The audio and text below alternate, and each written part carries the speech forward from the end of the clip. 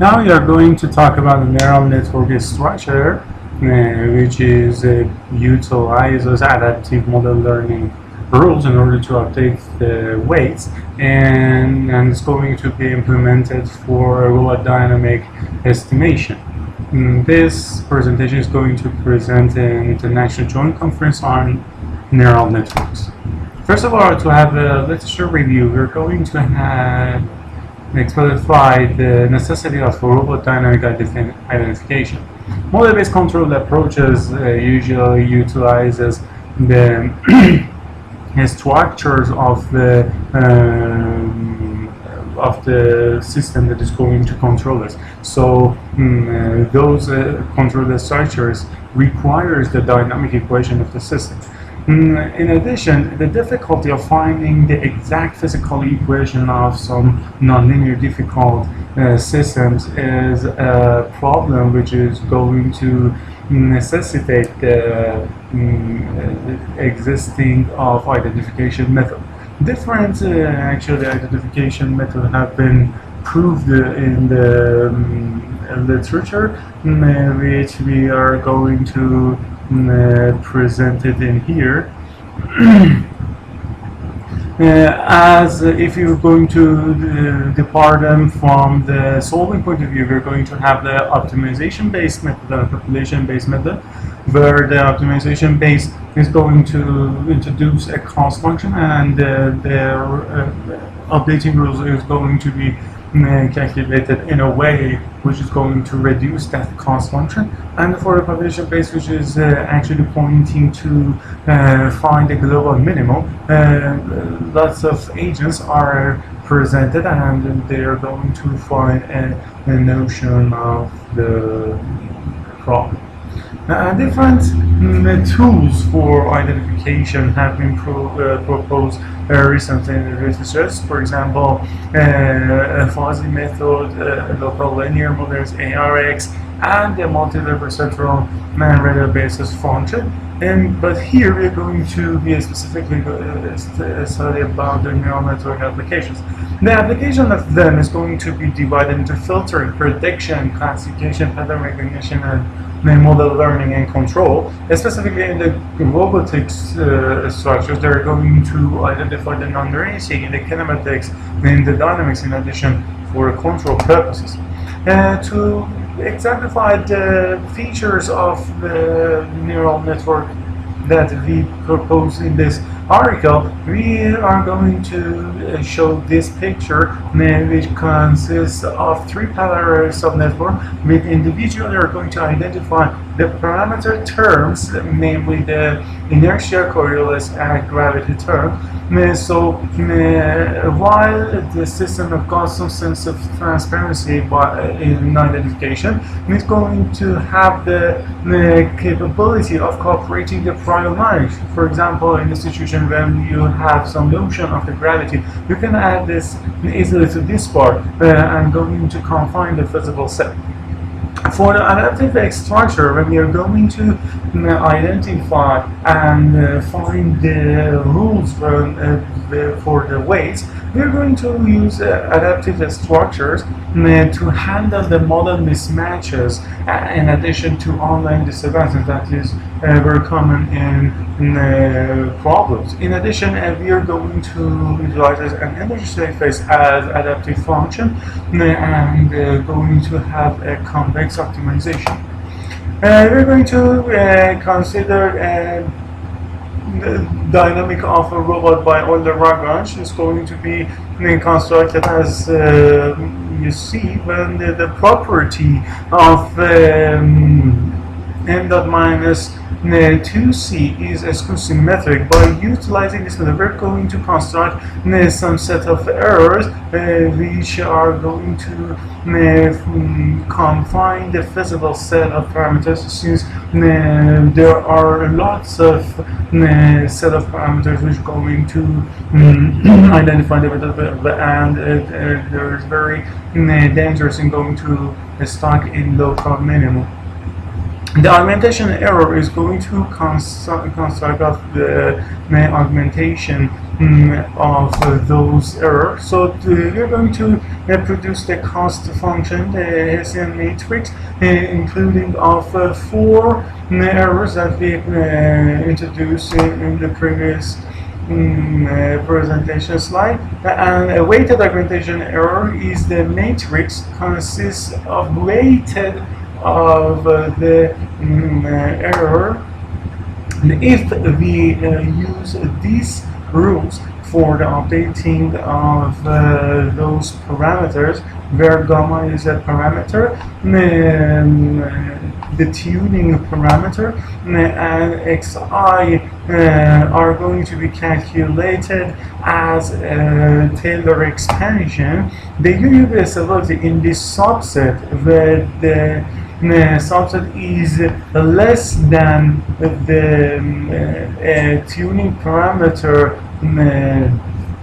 multiply nu 0, where the nu 0 is actually the maximum of the supremum of this expression, where the F0 is the Taylor expansion error and the nu is the network reconstruction error. When the network cannot represent exactly the exact set of parameters in an identification method. So we have a kind of error called nu if we find the best, even if we find the best set of parameters, we still have an error in that network that we call it a network reconstruction error. If we consider this mapping between those augmentation error and this modified error, and by considering this Lyapunov, which is the energy safest, consisting the modified error and the changes of the parameters. The parameters are considered of gravity, Coriolis, and inertia term for both hidden and output layer. Then we are going to have this notion where the derivative of the Lyapunov candidate is going to be less than a value, but this value is indefinite. If we are going to show that this notion is less than a value, we are going to utilize some kind of typical method, namely the sigma modification and projection method. Then in this method, the error of the modified error should not be less than a predefined value. So if the error of that network is going to be less than a predefined value, then the system has not the guarantee of being stable. If we utilize this projection method or sigma modification method, we're going to prove that this value is going to be less than 0. So the UUB stability, universally ultimate bounded stability, is going to be proven. As a first order representation, we are going to have those modified error and our subnet error and divide the subnet of our system into 3 regions. The first region is going to be impossible area, when if the error is going to infect this area, the system is going to be unstable, as I mentioned before. But the region 2 is the stability area. The stability area is when the error can comes in, but it is not going to have a very best performance. But the operation error in the region 3 is when the modified error is going to be confined in that set. And region 4 is going to be the low performance, when the network error is going to be very large and we have low performance. So if we are going to wrap up all of this, if for the parameter alpha, when we've introduced it in the dynamic mapping of our error to the modified error, if we increase that parameter, so the convergence speed is also increased, but the stability of the system is jeopardized. So there will be a